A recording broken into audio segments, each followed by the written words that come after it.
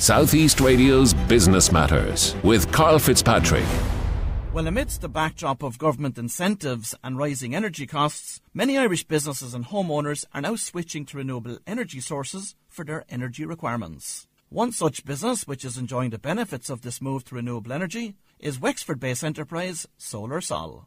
James Vizor is the owner of the business, and he joins us now to tell us exactly what we need to know before investing in this technology. James, we'll be discussing your business Solar Sol, but first, I'd like to get an insight into your own background.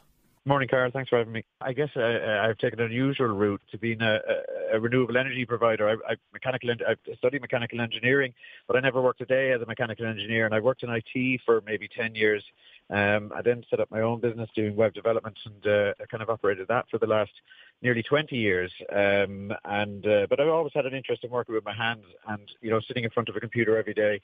Eventually got tired with me, and so I wanted to get more active in working on something that was more physically stimulating, and so wound up providing renewable energy for people. So talk to us about Solar Sol and the services that you provide.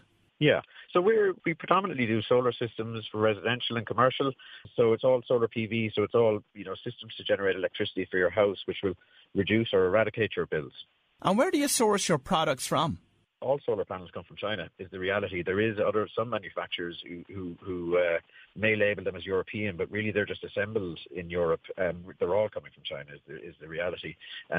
So we buy them from a very large Irish wholesaler, and we're currently buying by the container load, which enables us to offer good pricing for our clients. You're serving both the commercial and residential customers. What's the split between both? I would say at the moment, probably for us, it's about 20% commercial, 80% residential. We don't specifically target either one. I suppose we target both, but we're happy to do any project, and we're probably the commercial side of the business is growing, but then there's huge demand on the residential side at the moment. We're probably 20 years behind the rest of Europe in terms of our adoption of solar power. So, with a couple of factors recently, including the reduction in the VAT, the SEI grants that are available, and the unfortunate doubling in price of electricity, there's huge demand at the moment in the residential side. I have heard stories in previous years about homeowners or businesses buying panels direct from China. What are the risks associated with that? If you're buying from a top-tier manufacturer, the main risk is obviously the certification and ensuring that the product is registered for use in Europe and has things like a CE mark. There is horror stories of people buying in container loads of products that have a CE mark, but the CE means China export, as opposed to the correct European certification. Wow. So that's one thing to watch out for. Is if you buy through a reputable supplier, then you won't have any issues. But I'd be very wary about buying direct. So, James, one thing I've seen happening in recent times is solar PV panels seem to be getting smaller and more efficient. What else is happening from an innovation perspective in this space? Yeah, the panels are becoming more efficient. Most of the panels now are about 23-24% efficient, and obviously the more efficient they become, they do reduce in size. But that is a very slow sort of process in terms of over the years improving in efficiency, and ultimately the panels that you purchase are going to be on your roof probably for 30 years. So I don't think it's something that you can future-proof in the sense that the best thing to do is get the most efficient system you can now. Like all technology, there'll always be something better in a couple of years, but this is something that you're purchasing to be on your roof for 30 years, so it won't dramatically change in 1 or 2 years. And what's involved in getting the best efficiency from a product like that over its lifetime? Well, I think the most important thing to look at is your energy needs, and any good supplier will get copies of your bills, understand your requirements, your load profile, at what time of the day, whether you're at home or whether you're at work, and understand when you need power. Solar obviously produces energy during the day, but not at night time. So we can store energy during the day using batteries for later use.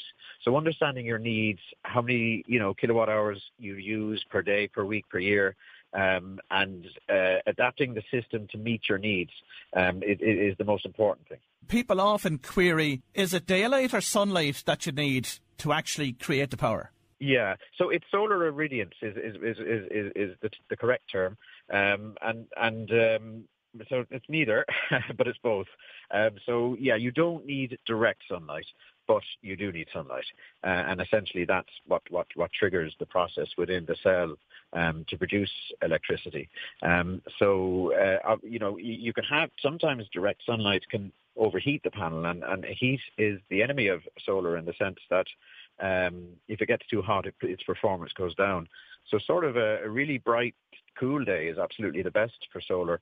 Obviously, we get a lot of cloud cover here, and that reduces the performance. But what we can do with every quotation that we provide, we include the estimate of what the specific size panel and system will produce for you in a year.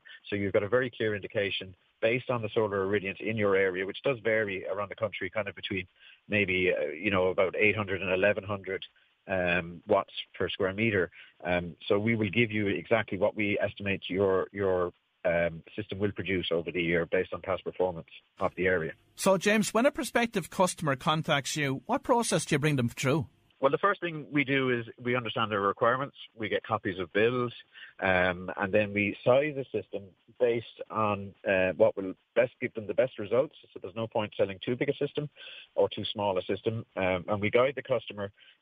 Obviously, there may be limitations in space on the roof as to what we can fit. And so while maybe a 7 kilowatt peak system might be appropriate, they may only have space for a 4 kilowatt system.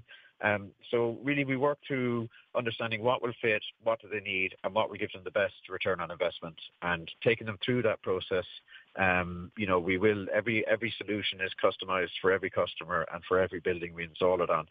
We also do ground mount systems, so if you can't fit it on your roof or your roof is maybe unsuitable, then, we can also look at ground mount systems. And of course, there's a range of grants available through the Sustainable Energy Authority of Ireland and a range of different green loans available as well for both households and for businesses. What assistance can you give customers in that respect? We have a grants officer who specifically looks after that for us and can guide our customers through the full range of grants that are available. And there is some great grants available.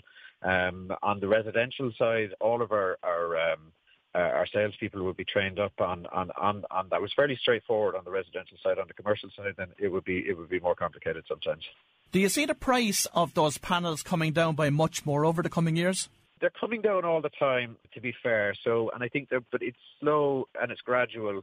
I don't see them dramatically changing over time. And of course, there's always the chance they'll start to go back up as well.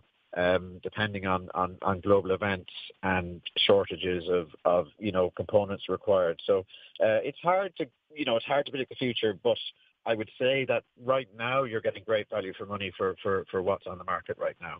And in terms of the supply of product, is that an issue for your own business? It's not an issue for us. We thankfully, and it took some time to get to the point where we buy by the container.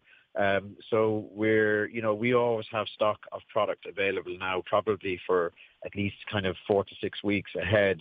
There's no shortages at the moment or, anything predicted to be an issue in the short term, but it is something we're constantly watching and ensuring that we have product available for our clients. And James, finally, what are your future growth plans for the business? We're on a pretty good growth plan at the moment. I think in the next 3 to 6 months, we've scaled the business to a point where we're hoping to double it in size again. And really the constraining factors have been resources. So we've built our teams now out that we know we can double the amount of business that we're doing, and we're growing our sales staff now as well to assist us in doing that.